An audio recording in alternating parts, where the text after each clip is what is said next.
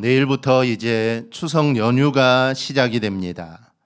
우리 온 가족이 함께 모여 또 행복한 추석 명절을 보내기를 축복합니다. 우리 한민족은 대대로 추수를 거두게 하신 것을 또 감사하며 추석을 이 추수감사절로 지켜왔습니다. 물론 예수를 믿지 않는 사람들은 풍년은공을 조상들에게 돌리며 제사를 드립니다.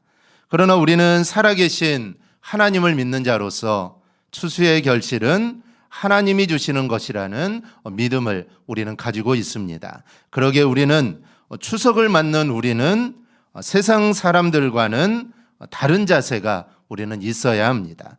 그렇다면 예수님을 믿는 우리들은 이 추석을 우리가 어떻게 보내야 할까요?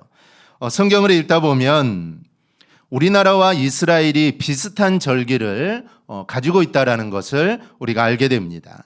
그러나 그 절기를 지키는 이유나 이 방법은 우리나라와 이스라엘은 아주 다릅니다. 이스라엘 백성들은 우리처럼 절기를 단순히 먹고 마시고 즐기는 것이 아닙니다. 그들은 하나님께 감사하는 마음으로 절기를 지킵니다. 그리고 하나님의 은혜를 기억하는, 즉 기념하는 자세로 절기를 지킵니다. 그렇다면 오늘날 이 땅을 살아가는 우리 그리스도인들은 어떻게 해야 올바르게 추석 명절을 우리가 지킬 수 있을까요? 적어도 저와 여러분이 살아계신 하나님을 믿는 자라면 구별되게 우리는 보내야 합니다. 그러려면 어떻게 해야 할까요? 오늘 추석 명절에 우리 성도가 해야 할 세 가지를 함께 우리가 살펴보면서 하나님의 은혜를 우리가 함께 좀 나누려고 합니다. 첫째는 감사의 예배를 우리가 드려야 합니다. 13절 우리 한음성으로 우리 함께 보겠습니다. 너희 타작마당과 포도주 틀에 소출을 거두어 드린 후에 이래 동안 초막절을 지킬 것이요. 아멘. 여러분, 초막절이 뭘까요? 이 말에도 나와 있지만 이 초막이라는 것에 그 뜻이 있습니다. 유대인들은 애굽에서 종살이를 하다가 하나님의 은혜로 출애굽을 하게 됩니다. 애굽에서는 거주할 집이 있었지만 이 광야에서는 매일매일 이동하기 때문에 애굽에서와 같이 그렇게 집을 지을 수 없습니다. 집을 짓고 살 수가 없죠. 그래서 간단하게 지을 수 있는 이 초막을 짓고 광야에서 살게 됩니다. 그러다가 하나님의 인도하심으로 가나안에 들어가게 되고 그들은 농사를 짓고 첫 추수를 하게 됩니다. 그리고 그 곡식을 저장하게 되고 이를 감사하며 절기를 지키게 됩니다. 그래서 거두어서 간직한다라는 의미로 수장절이라는 이런 말로 쓰기도 합니다. 즉 이들은 예배를 통해서 광야의 초막에서의 삶을 기억했습니다. 광야에서 40년 동안 살 수 있었던 것은 모두 다 하나님의 은혜였습니다. 하나님의 돌보심이 없었다면 아마 그들은 광야에서 다 죽었을 겁니다. 그래서 하나님의 은혜에 감사하면서 그들은 예배를 드렸습니다. 우리 성도는 하나님께 대한 여러 가지 의무가 있습니다. 그 중에 가장 중요한 의무는 하나님을 예배하는 것입니다. 예배를 드리되 감사함으로 드리는 것이죠. 그러기에 명절에 우리 성도는 하나님이 기뻐하시는 감사의 예배를 우리는 하나님께 드려야 합니다. 이 데살로니가전서 5장 18절에는 범사에 감사하라, 이것이 그리스도 예수 안에서 너희를 향하신 하나님의 뜻이다라고 말을 합니다. 여기서 범사에라는 이 말은 모든 상황 가운데 그리고 언제든지라는 의미입니다. 즉 성도는 어떠한 상황 가운데서도 언제든지 하나님께 감사해야 한다라는 것이죠. 즉 슬픈 일이나 기쁜 일이나 성공했을 때나 실패했을 때나 건강할 때나 병들었을 때나 우리 성도들은 늘 감사해야 한다라는 것이죠. 그리고 여러분 그렇게 살아가는 것이 하나님의 뜻이다라고 이렇게 오늘 성경은 선언을 합니다. 그러게 우리 성도는 이 결실의 절기인 추석에 진심으로 하나님께 감사를 드려야 합니다. 특별히 말로만 감사하는 것이 아니라 우리는 하나님께 예배함으로써 우리는 감사를 드려야 합니다. 그것이 바로 우리 하나님이 받으시는 최고의 예배입니다. 우리가 많은 예배를 드리지만 그 예배는 항상 감사가 있어야 합니다. 하나님이 주신 은혜, 이 은혜에 감사함으로 예배해야 합니다. 이 예배를 우리 하나님이 기뻐 받으신다라는 것이죠. 여러분, 성경 전체에 이 감사라는 단어가 몇 번 정도 나올까요? 성경에 이 감사가 188번이 나온다고 합니다. 그 중에 시편에만 75번이 기록되어 있습니다. 그리고 특별히 감사하라, 즉 명령은 36번이나 기록되어 있습니다. 이것은 우리 하나님이 감사로 드리는 예배를 얼마나 기뻐하시는가를 우리가 알 수가 있습니다. 우리 하나님은 감사하는 민족과 감사하는 사람을 들어 쓰시는 분입니다. 그래서 성경을 자세히 살펴보면 감사를 많이 하는 민족과 개인이 복을 받는 것을 우리가 알 수가 있습니다. 그러나 반대로 감사하지 못하고 원망하고 불평하는 사람은 우리 하나님이 절대로 들어쓰시지 않습니다. 이 대표적인 예가 다윗입니다. 시편은 다윗의 시편이 참 많은데 다윗은 시편의 말씀을 보면 늘 감사를 드렸던 사람입니다. 우리가 다윗의 삶을 알지만 그는 이 감사할 수 없는 사항들이 너무나 많았습니다. 사울에게 늘 쫓김을 당하고 죽을 위기도 여러 번을 겪게 되고 아들에게 또 쫓겨나가서 왕궁을 또 피해가야 하고 정말 수많은 어려움과 괴로운 일들이 너무 많았지만 그런데 시편을 읽어보면 이 다윗의 시편은 늘 감사의 시편입니다. 즉 어려워도 감사하고 힘들어도 감사하고 아들에게 쫓겨나가도 감사하고 즉 다윗은 늘 감사하는 삶이었다는 것이죠. 그래서 하나님은 그를 위대한 왕으로 삼으신 겁니다. 그러나 애굽에서 나왔던 이스라엘 백성들을 보십시오. 그들은 늘 원망하고 늘 불평합니다. 그러니 그들은 가나안에 못 들어가고 광야에서 다 죽었습니다. 그리고 그 손들을 데리고 들어갑니다. 원망하고 불평하는데 여러분 잘 되는 사람이 없습니다. 반대로 감사를 드리는 나라치고 여러분 가난한 나라가 없습니다. 하나님은 감사하는 자를 복 주십니다. 우리가 하나님께 감사를 드리면 그 복은 우리에게 다시 돌아옵니다. 그래서 어떤 사람은 이렇게 말하죠. 감사는 벽을 향해 공을 던지는 것과 같다. 여러분 벽을 향해 공을 던지면 어떻게 됩니까? 다시 나에게 돌아오죠. 허공에 공을 던지면 나에게 돌아오지 않지만 벽을 향하여 공을 던지면 다시 내게로 돌아옵니다. 즉 감사는 이와 같다는 것이죠. 여러분 감사는 다시 나에게 돌아온다라는 것입니다. 오늘 우리가 사는 이 시대의 불행은 감사를 잊어버렸다라는 것입니다. 타락하고 범죄한 우리 인간은 감사할 줄을 잘 모릅니다. 그래서 원망하고 불평하고 낙심하고 미워하고 시기하는 모습이 가득합니다. 그렇기 때문에 여러분 삶이 힘들고 어렵습니다. 그런데 여러분 감사하면 우리의 삶이 달라집니다.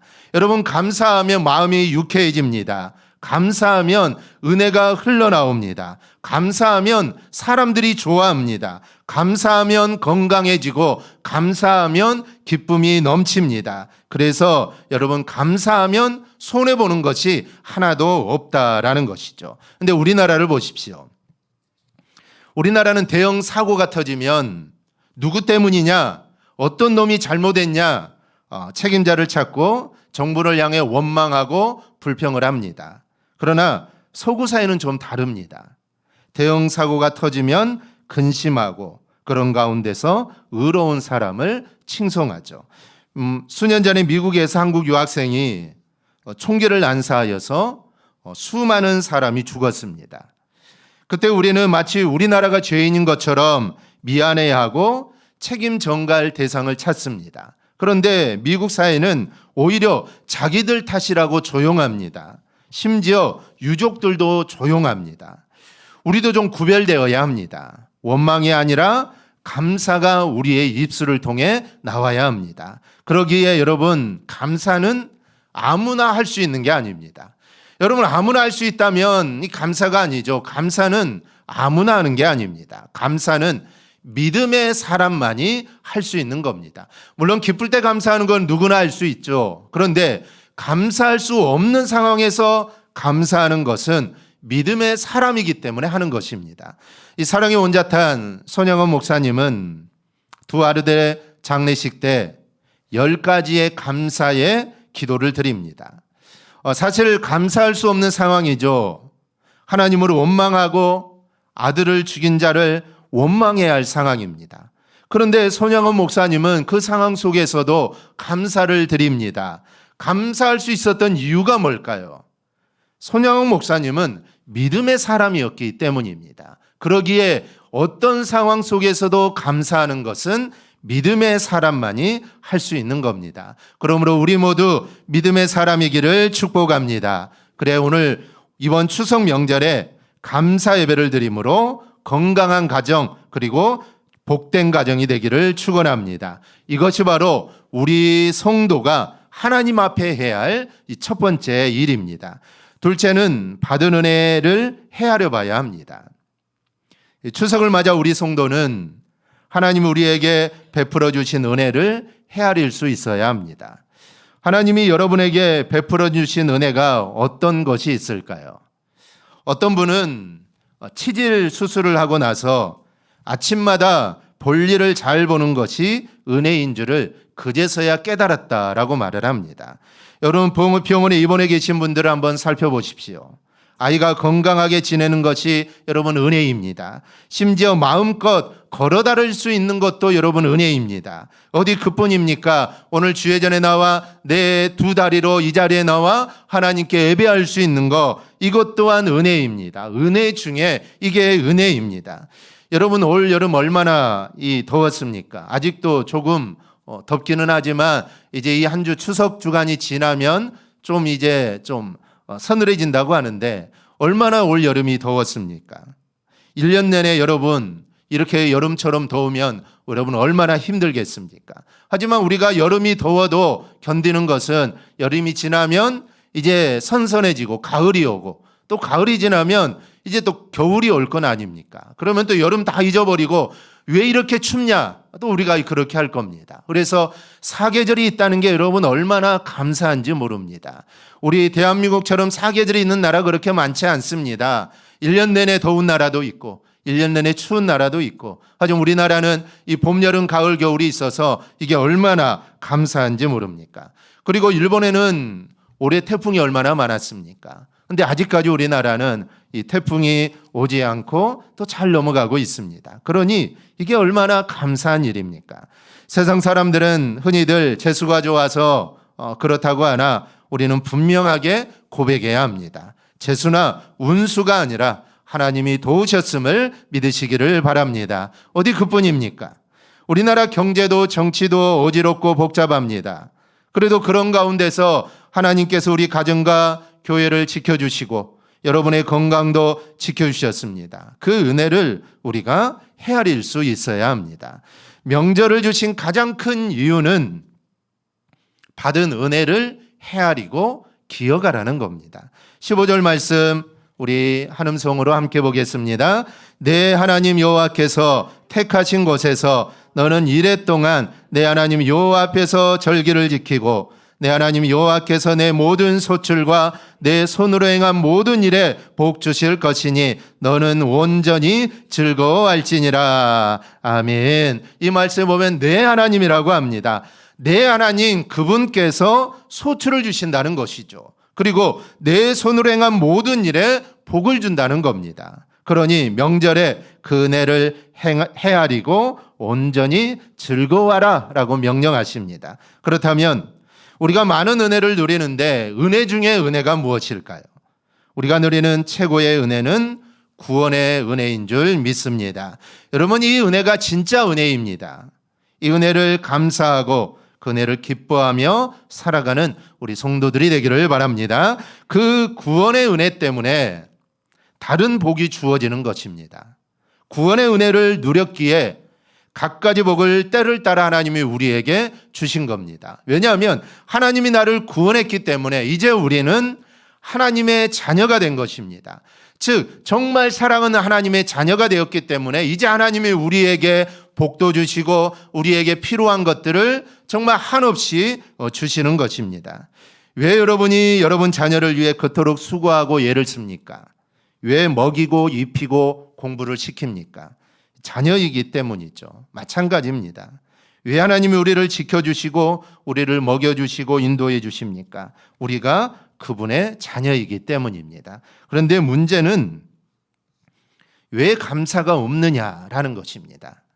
그 이유는 하나님이 베풀어 주신 은혜를 우리가 헤아리지 못하기 때문입니다. 즉 수없이 많은 복을 하나님이 주셨는데 그 복을 내가 노력해서 얻은 것이라고 생각합니다. 아니면 어쩌다 운이 좋아서 내가 얻었다라고 생각을 합니다. 그러니 하나님께 감사할 줄 모르는 겁니다. 그러나 그런 사람은 배은망덕한 사람입니다. 그러기에 더 이상 복을 누릴 수 없는 겁니다. 오래전 인터넷에 김광일이라는 분이 이런 글을 썼습니다. 그 사람 어머니는 아들 셋을 낳고 10년을 키우시다가 40이 못 되어 암투병을 하시다가 돌아가십니다. 아버지는 어머니를 살려보시려고 모든 재산을 쏟아부었지만 하늘의 부름을 거역할 수 없이 떠나셨답니다. 어머니가 돌아가신 후 1년, 그가 초등학교 5학년 때 새어머니가 들어오셨습니다. 친어머니에 대한 그리움으로 그는 새어머니를 외면했습니다. 반항은 기본이고 거친 말을 쏟아내고 가시돋친 말만 골라서 했습니다. 이런 상황은 중학교 1학년이 되도록 이어졌습니다. 그러던 어느 날 우연히 방 안에서 아버지와 새어머니와 하시는 얘기를 듣게 되었습니다. 새어머니가 임신을 하게 되었는데 새어머니는 지금 키우는 아이들 셋 때문에 뱃속 아이를 낳을 수 없다고 유산을 시켜야겠다고 하고 아버지는 낳아야 한다고 서로 다투는 겁니다. 전부인의 삼형제 때문에 자기 아이를 포기하겠다라고 하신 겁니다. 그는 새어머니의 그 말을 들으면서 걷잡을 수 없이 눈물이 흘렸습니다. 그리고 그는 지난 행동이 너무도 부끄러웠습니다. 새어머니는 진심으로 날 사랑하고 계셨구나 하고 그는 변화가 되었습니다. 세월이 흘러 아버님은 돌아가시고 저희 삼형제 모두 결혼을 했습니다. 막내 동생 가정이 맞벌이를 하고 있는데 그 어머니가 동생의 아이들까지 키워주고 계십니다. 그는 핏줄만이 가족이라고 생각했습니다. 하지만 그 어머니는 핏줄을 넘어 평생 사랑으로 우리 삼형제와 손자까지 키우신 겁니다. 이 사랑이 무엇인지 어머니 사랑을 통해 깨닫게 되었다라는 겁니다. 여러분, 은혜를 은혜로 알 때만 여러분 은혜가 복이 되는 겁니다. 은혜를 은혜로 알지 못하면 그것은 복이 될 수가 없습니다. 여러분 가지고 있는 가장 소중한 믿음, 그리고 가장 소중한 건강, 여러분이 지금 처하고 있는 현실이 하나님의 은혜임을 믿으시기 바랍니다. 그 은혜의 귀중한 의미를 내가 깨닫지 못하면 이 은혜가 되지 못합니다. 복이 될 수가 없습니다. 그러기에 받은 은혜를 헤아릴 수 있는 우리 성도가 되기를 축복합니다. 찬송가 310장 가사를 보면 하나님의 은혜로 이 쓸데없는 자 왜 구속하여 주는지 난 알 수 없도다라고 말을 합니다. 난 알 수 없도다라고 하죠. 이 말은 몰라서 알 수 없다라는 말이 아닙니다. 주님의 은혜가 너무 크고 놀랍다는 의미죠. 그래서 그 다음 가사를 보면 내가 믿고 또 의지하면 내 모든 형편을 아시는 주님 늘 보호해 주실 것을 나는 확실히 아는 것입니다. 그 은혜는 하나님이 주신 것을 아는 것이 바로 은혜라는 것이죠. 그러기에 그 은혜를 사모하시기를 바랍니다. 그래서 오늘의 내가 있는 것은 하나님이 주신 은혜 때문임을 깨닫고 그 은혜로 감격해 그 은혜로 우리는 감사해야 합니다. 그리고 그 은혜를 깨닫고 보답하는 삶을 살기로 여러분 결단할 수 있기를 바랍니다. 그런 사람이 올바른 성도요. 그런 사람이 복을 누릴 성도가 되는 것입니다. 여러분 왜 이스라엘 백성들이 광야에서 모세와 하나님께 원망 불평하며 그들이 난리를 쳤습니까? 은혜를 못 받아서가 아닙니다. 여러분 이스라엘은 은혜를 받지 못한 민족이 아닙니다. 너무나도 많은 은혜를 받았죠. 하지만 그 은혜를 헤아리지 못하고 그들이 망각했기 때문입니다. 여러분 생각해 보십시오. 그들이 어떻게 홍해를 건넜습니까? 그들이 어떻게 물을 마셨습니까? 그리고 그들이 어떻게 아말렉 족속을 물리쳤습니까?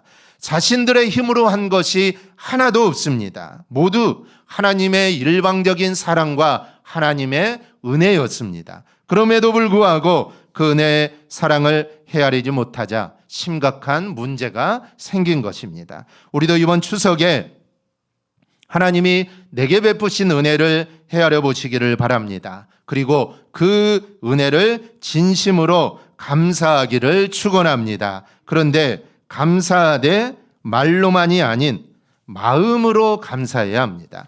16절을 보십시오. 너희 가운데 모든 남자는 1년에 3번 곧 무교절과 칠칠절과 초막절에 내 하나님 여호와께서 택하신 곳에서 여호와를 배웁되 빈손으로 여호와를 배웁지 말고, 여호와 하나님께 나아올 때 빈손으로 나오지 말라라는 말씀이 그것입니다.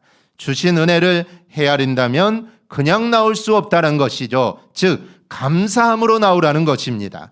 그러므로 이번 추석에 하나님 베풀어 주신 풍성한 은혜에 감사하는 우리 성도들이 되기를 축원합니다. 셋째는 받은 은혜를 나눌 줄 알아야 합니다. 이스라엘의 초막절이나 우리나라의 추석은 기쁜 날입니다. 그러기에 그 기쁨을 혼자 누리지 말라는 것이죠. 14절을 보십시오. 절기를 지킬 때에는 너와 내 자녀나 노비와 내 성중에 거주하는 레인과 객과 고아와 가부가 함께 즐거워하되. 누구와 함께 즐거워하라고 합니까? 너와 자녀와 노비와 레인과 객과 고아와 가부들과 함께 기뻐하며 잔치하라는 겁니다. 이 말은 오늘날 말로 번역하면 가족과 회사 직원들과 목회자들과 도움이 필요한 사람들과 함께 잔치하며 즐거워하라는 겁니다. 그렇다면 누가 여러분들의 이웃입니까? 여러분들의 가족이 이웃이지만 여러분의 사랑의 손길이 필요한 자들이 아마 많이 있을 겁니다. 어려울 때일수록 함께 기뻐하며 즐거움을 나누는 것이 하나님이 정말 기뻐하시는 일입니다. 그럼 함께 진짜로 즐거워하려면 어떻게 해야 할까요? 우리가 함께 기뻐하고 함께 즐거워하려면 어떻게 해야 할까요? 그들 모두 주님 안에 있어야 합니다. 그들이 누굽니까? 여러분 가족 중에 아직도 하나님이 누구신지, 예수님을 왜 믿어야 하는지를 모르는 가족들입니다. 그들이 하나님의 복음을 받지 못한 사람이라면 진정한 의미로 함께 기뻐할 수 없는 겁니다. 그러기에 이 명절에 지혜를 얻어 그들을 꼭 전도할 수 있기를 축원합니다. 여러분 가족 중에 믿지 않는 가족들이 있습니까? 그러면 성경책을 한번 여러분 선물해 보십시오. 그리고 믿으라고 한번 전도해 보십시오. 믿지 않는 조카나 또 아랫사람이 있습니까? 그냥 전도하는 것보다는 봉투에 별도로 용돈을 좀 넉넉하게 넣어서 성경 구절과 함께 축복 기도를 적어서 한번 장학금으로 한번 줘 보십시오. 그리고 예수 믿으라고 한번 해 보십시오. 그러면 여러분 아마 감동이 있을 겁니다. 그냥 믿으라면 별로 좋아하지 않습니다. 하지만 이 뇌물을 좀 주면서 믿으라고 하면은 그 안에 감동이 있을 줄 믿습니다. 이 말로만해서는 잘 듣지 않습니다. 그러니까 마음을 담아서 믿음을 담아서 하면은 마음의 문이 열릴 줄 믿습니다. 그리고 우리보다 어려운 사람들이 우리 주변에 참 많습니다. 특히 우리나라에는 굶어 죽는 사람들이 없지만 북한 그리고 어려운 나라는 지금도 헐벗고 굶주린 사람들이 참 많습니다. 그들에게도 어떤 형태로든 먹여주어야 합니다. 우리 교회가 후원하는 에콰도르의 김영덕 선교사님이 계십니다. 우리 교회 몇 번 오셨는데요. 선교지에 한번 오라고 하는데 너무 멀어서 갈 수가 없습니다. 에콰도르는 직항도 없고 미국 거쳐서 또 가야 되기 때문에 시간도 오래 걸리고 갈 수가 없습니다. 가고 싶지만 갈 수 없죠. 또 올 때는 한 달 정도 기간을 잡고 또 오라고 하는데 한 달로 또 어떻게 교회를 또 비울 수 있겠습니까? 그래서 가고 싶지만 가면은 참 선교지도 좀 보고 좀 하고 싶지만 갈 수가 없습니다. 이 김영덕 선교사님이 에콰도르에 대해 많은 사역을 안치는데 그 사역 중에 하나가 하늘빵 사역입니다.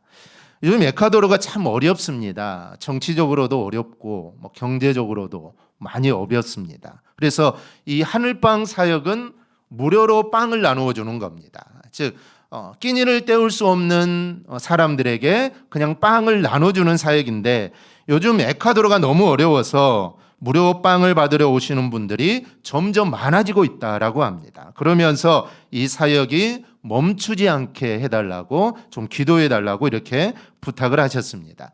사실 우리도 이런 은혜를 받았습니다. 과거 우리나라도 에콰도르 못지 않았습니다. 우리나라 얼마나 못 살았습니까? 하지만 은혜로 우리가 여기까지 온 것입니다. 그러기에 우리는 나누어야 합니다. 그런데 우리가 나눌 수 있는 최고의 나눔이 뭘까요? 그것은 바로 여러분 복음입니다. 즉 예수님입니다. 우리가 먹을 것을 나누고 많은 것을 나누지만 우리가 최고로 가장 중요하게 나누어 줄 것은 바로 복음이고 예수님입니다. 이 사도행전 3장 6절에 보면 성전에 올라가던 베드로가 미문 앞에 앉은 병자에게 말합니다. 은과 금은 내게 없거니와 내게 있는 이것을 내게 주노니 나사렛 예수 그리스도의 이름으로 일어나 걸으라. 아멘. 오늘날로 번역한다면 내게는 돈은 없으나 내게는 예수님이 있다. 그 예수님을 믿고 일어나 걸으라라는 것입니다. 예수 이름, 여러분 이것이 최고의 선물이고 영원한 선물입니다. 여러분 하나님이 심심풀이로 저와 여러분을 만드신 것이 절대로 아닙니다. 저 여러분이 이 세상에 존재하는 목적이 여러분 반드시 있습니다. 하나님을 영화롭게 하는 것입니다. 그 영화롭게 하는 방법이 우리가 빛이 되는 것이고 소금이 되는 것이고 세상의 편지가 되는 것입니다. 빛이 되라고 소금이 되라고 편지가 되라고 우리에게 여러 가지 은혜를 이제까지 베풀어 주신 것입니다. 한 심리학자는 인간을 세 단계로 이렇게 봅니다. 첫째는 받는 단계입니다. 두 번째는 소유하는 단계입니다. 세 번째는 주는 단계가 있다고 합니다. 땅에다 씨를 심는 단계, 자라나는 단계, 열매 맺어서 주인을 기쁘게 해주는 단계가 있습니다. 믿음 생활도 그렇습니다. 예수 그리스도를 나의 구주로 믿는 단계, 그리고 은혜 받는 단계, 은혜 받은 다음에는 주는 단계로 발전해야 합니다. 그래서 교인들이 항상 은혜를 받으려고만 해서는 안 됩니다. 예수 믿은 지 10년이 넘었으면 이제 교회 봉사도 하고 이웃도 사랑하고 가진 것을 주기도 하면서 이제는 봉사하면서 살아야 합니다. 즉 이제 10년 동안 많은 것을 받았으니 그 받은 것을 이제 나누면서 살아가야 한다라는 것이죠. 우리가 언제까지만 받고 살겠습니까? 언제까지만 누리면서 살겠습니까? 받고 누리는 것들을 이제 나누면서 헌신하면서 봉사하면서 우리는 살아야 한다는 것이죠. 여러분 사도행전 20장 35절 아시죠? 주는 것이 받는 것보다 복이 있다 하심을 기억하여야 할지니라. 아멘. 여러분 받는 것보다는 주는 것이 더 복된 것입니다.